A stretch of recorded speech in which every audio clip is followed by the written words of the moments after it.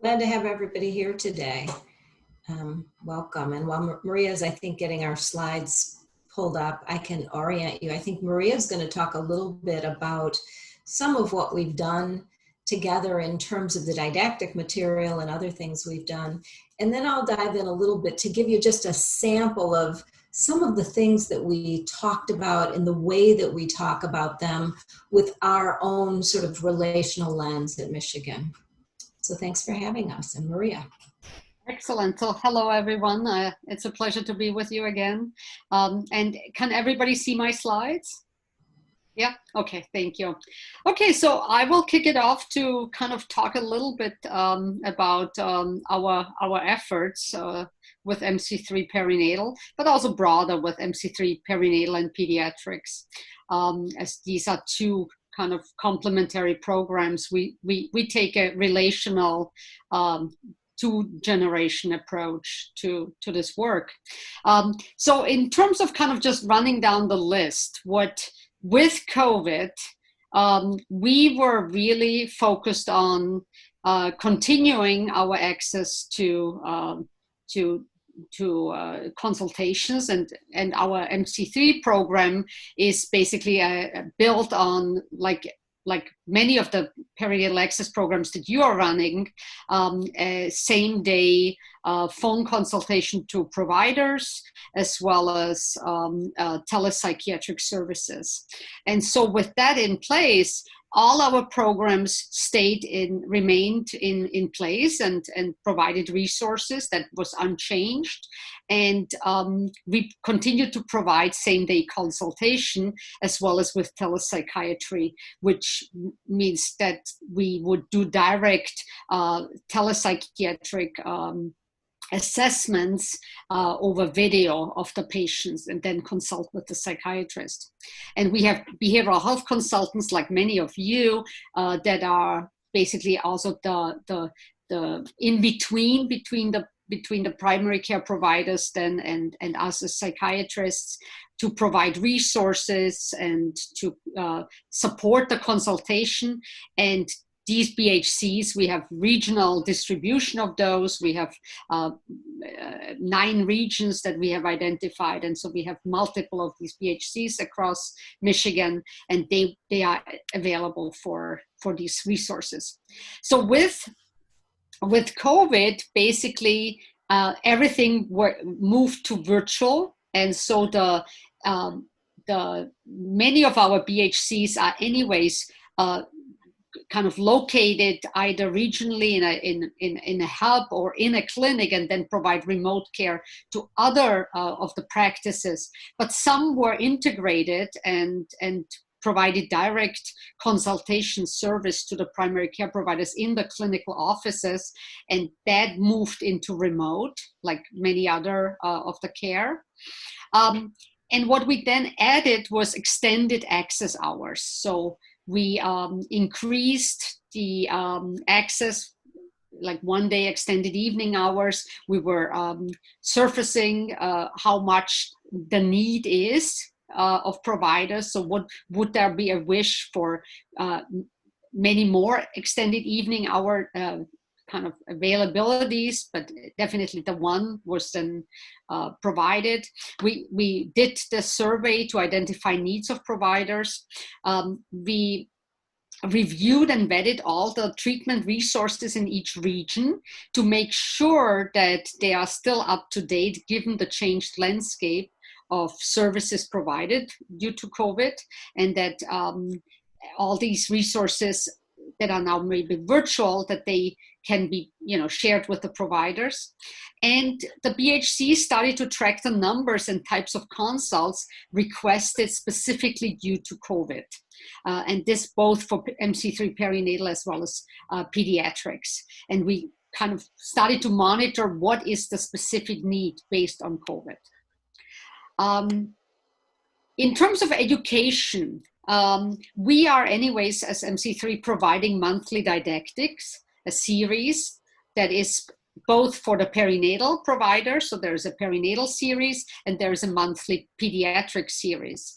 With the emergence of COVID, the content of these monthly series was specifically targeting topics related to COVID related issues. So for instance, how to identify and help patients who are stressed due to COVID and the heightened stress with COVID. So patient focus, but also strategies and focus on the providers. So in terms of self-care while caring for these patients. There were also content lectures, like newest updates on what do we know, what's the newest data on transfer of risk from pregnant mom to baby, or what's the heightened potential vulnerability of pregnant women. So there were content as well as more strategy lectures. Here, just an example of two of those. These are the strategies for self-care. So already in April, as you know, in Michigan, really COVID hit. Our first patient was identified on March 11. By March 16, the governor basically said the schools will be closing and kids should stay home initially for 2 weeks. But this was a rapid development. The second half of March and the April was a really very stressful month in terms of caseness. So this was a time where providers were asking for strategies in our surveys, how to deal with COVID-related issues. Similarly, in terms of resources, we created resources on our webpage. So we curated resources for providers from very different sources and really kind of presented them in a easy to access manner. And they were on our MC3 webpage.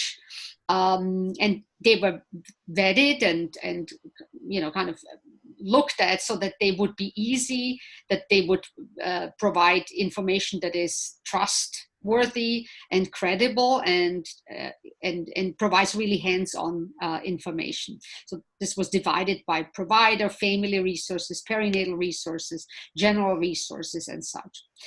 Similarly, you heard that I'm the co-director of Zero to Thrive, and Sheila is a member of this Zero to Thrive. So Zero to Thrive is really the umbrella organization where MC3 is also kind of part of it. As one of the programs, the umbrella is that it's really from ground zero, if you will, from preconception to conception, pregnancy, birth, postpartum, into thriving, into the first years of the child's life. We are seeing this as one kind of integrated time period of particular vulnerability, but also resiliency and a relational time point. And so Zero to Thrive is a program that is meant to provide resources and supports as well as research, particularly in this kind of interplay of the relational aspect and the families living with and in adversity. So on our Zero to Thrive webpage, we have multiple resources, but we created also specific COVID-related resources. And I invite you to kind of check it out because there were really a wide array of information as well as like video clips, as well as, for instance, a coloring book for children, for young children, preschool age and younger, that we developed, specifically how parents can talk with their children about COVID and the virus. So I shared before that the book is called A Georgian the Giant Germ. And it's a coloring book that our faculty and developed with students, and actually my younger teenager did the illustrations, and it's now actually a record in the Library of Medicine as an ongoing record for generations to go, to think back at this time of COVID. So this is pretty cool.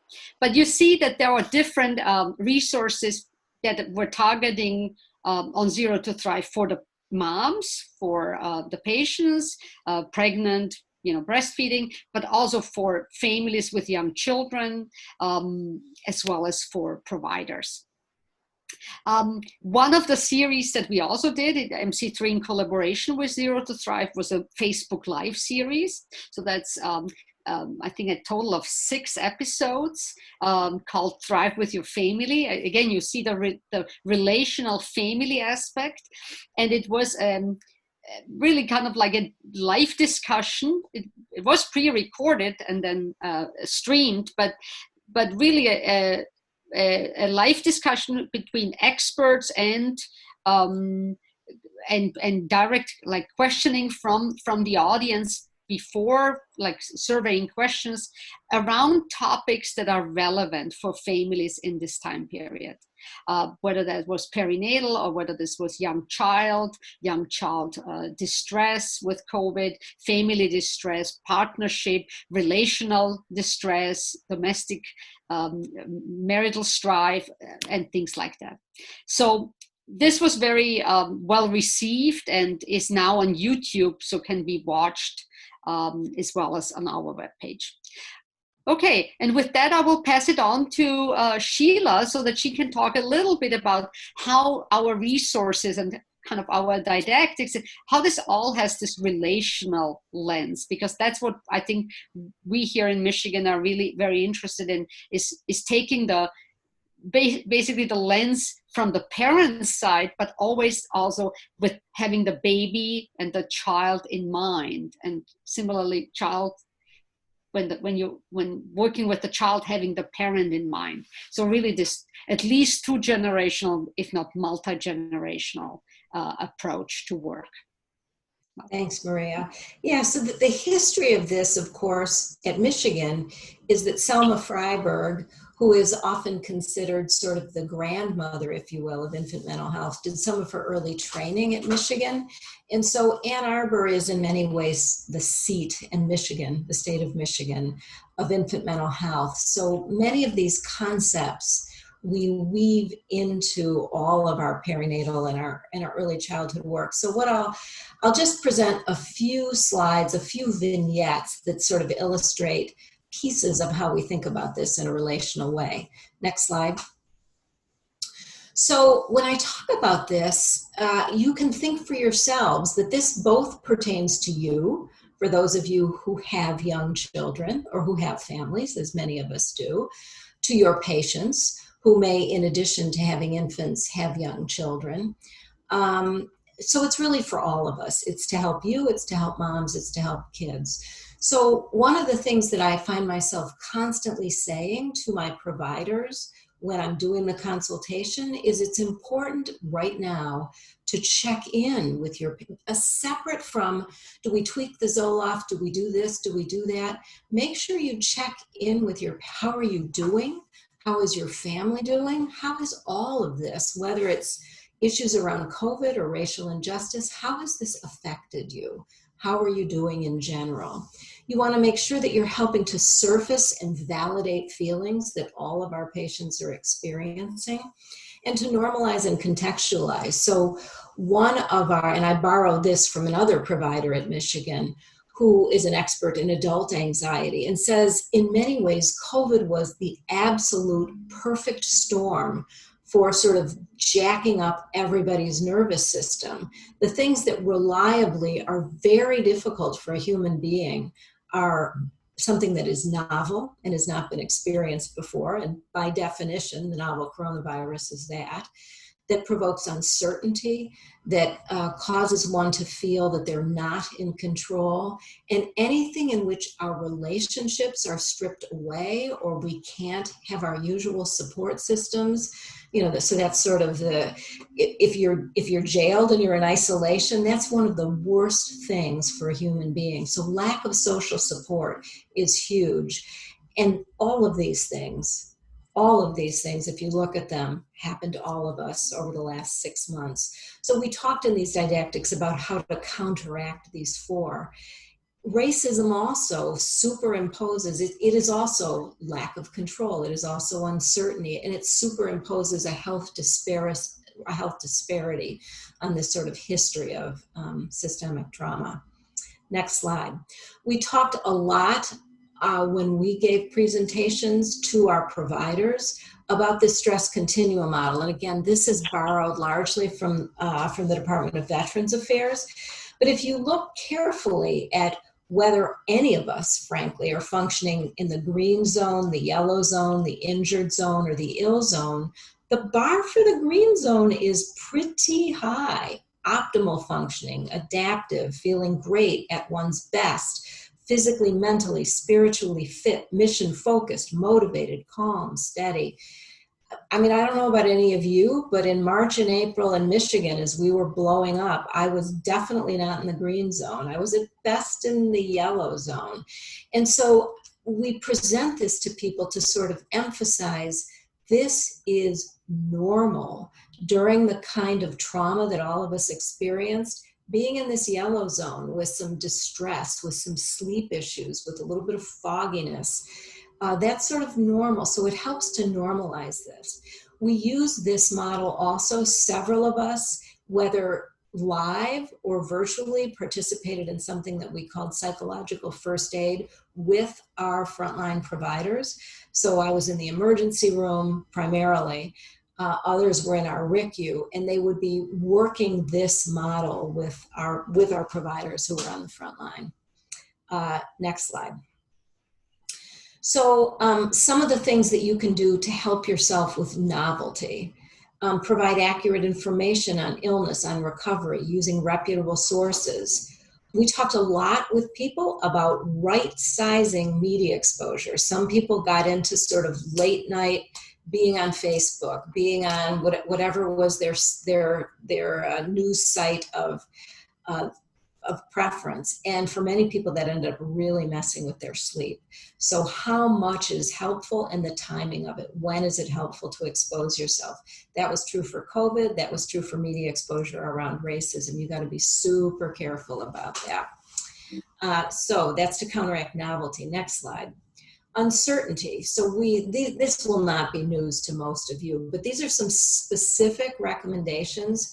We know that anxious ruminations are in part cortisol driven. We know that women more than men are very predisposed to anxious ruminations, and particularly so during the night. We often say in our world of infant mental health, the first person in the room whose affect you need to regulate is your own. So before you're helping others, you have to check where you are. But some specific strategies to counteract rumination and uncertainty are to turn on the parasympathetic nervous system. What are some things to help with that? I talk a lot about the 10% Happier app, which if any of you are not familiar with it, this is an app that was put together by Dan Harris, who had some panic attacks, I think on ABC News, Good Morning America, and put together this wonderful app that is free. Or portions of it are free for health providers, and part of it is called the Coronavirus Sanity Guide. It's excellent. So that is a very good introduction to mindfulness. We talk a lot about, and it reviews things like walking meditation, breathing meditation, gratitude meditation, body scan meditation, and it teaches people so-called to not get on the bus. That is, when your thoughts start whirling off in a crazy direction, to be able to step back, to know that your thoughts are going there, and to acknowledge, my thoughts are going in this direction. I'm not going to get on the bus. I'm going to pull myself back to the moment. 5, 4, 3, 2, 1 is a technique that takes about a minute.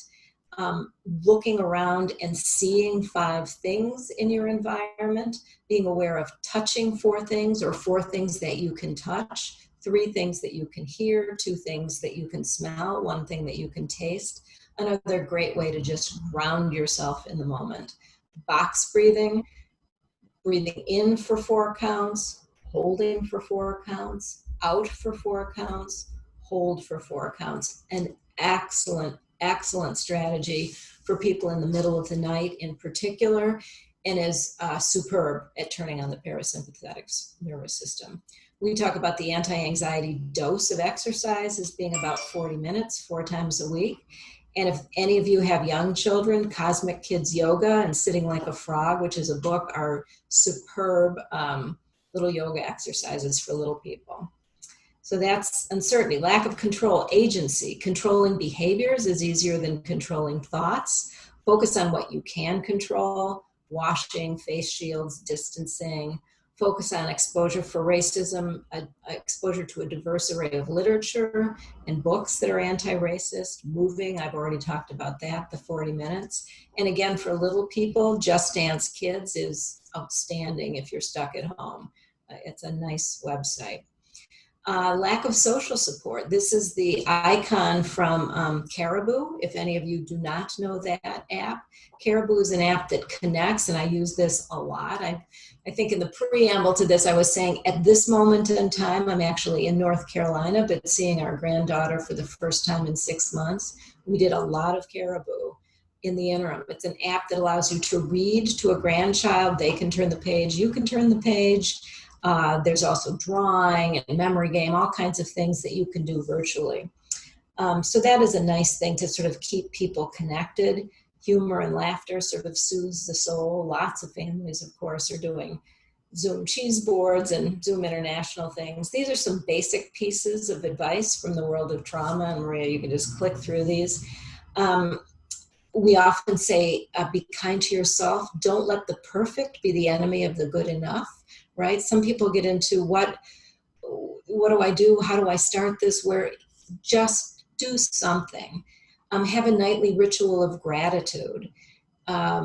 We talk a lot about the fact that compassion is both empathy, which is feeling someone's pain, acknowledging somebody's pain, and a desire to help. You don't actually have to even do anything to help, but recognizing that someone is distressed and desiring to do something, that is compassion, and that is known to sort of help people during these kinds of times.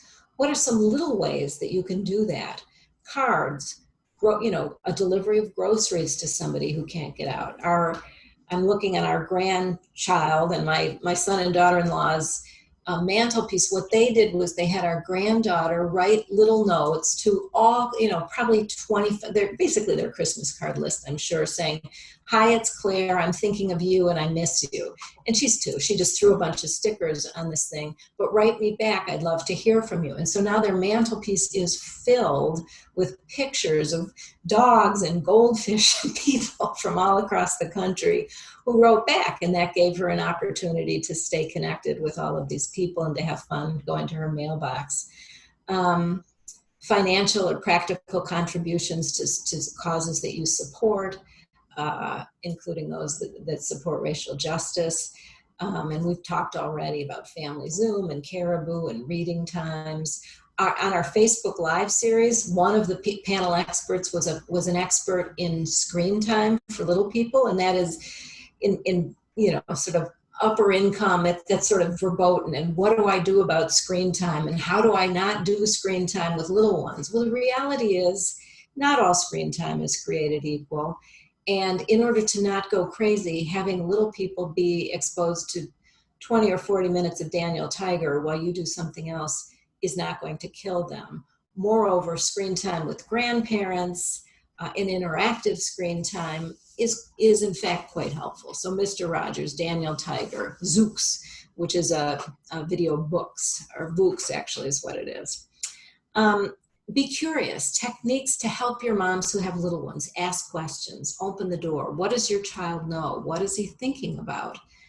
Simple is fine. Hey, buddy, there's a lot of talk about Corona these days. What have you been hearing about it? I know that things are different. Mom, in a case of a first-line provider, may not be coming home. We have to talk with her on the computer. Why do you think she has to stay away? Exposures to books and play materials that are multiracial and not colorblind. Discussions of race and skin tone. These are human differences that are, they're part of the world. They're part of the world in which we live. They're part of life. Yes, Jamie's mom and dad look different. Her mom is white, her dad is black, and Jamie looks a little like both of them. Displacement. Do any of your friends have parents who work in the hospital? What's it like for them? What are you hearing from them? And then listen. What do they know? Are they misunderstanding? Are they blaming themselves? It's okay to buy some time. I'm glad you told me what you're thinking about. That's important. I'd like to think about it, and let's think about it some more, okay? Again, to go to my granddaughter, who I just saw for the first time in 6 months, she was ecstatic to see me and my husband, thrilled for 24 hours. And by 48 hours, she was very clingy, very upset, needing to be held a lot, and also pushing me away. And she's a very verbal 2.5-year-old, but essentially said, I'm worried. I said, what are you worried about? She said that you're leaving me again. So, and this was Monday. We arrived on Saturday. We won't leave. So kids worry about these things, and you have to sort of acknowledge their worry and wonder with them, why do you think we are away? In her world, that's because of the germs. So can you tell me more about that? Acknowledging feelings, including mixed feelings that may be both good and bad. It makes sense to me that you sometimes feel sad. It makes sense to me. Claire, I understand you're probably a little bit mad in Pop and I. We didn't see you for a very long time. That's true, and I'm sorry about that. And it wasn't you, it was the germs. I wonder if you sometimes feel this way. Empathize, normalize. I think lots of kids feel this way. Or, you know what, I missed you too. Sometimes I felt mad and I felt scared. And that's why we had to talk to you over the computer. Identify coping strategies. Here's some things I do when I'm scared, when I'm sad, when I'm angry. So these are things that help me feel better. So these are all some of the basic techniques that we've used, and I've used with providers, to use with parents, to help them also to talk with their kids.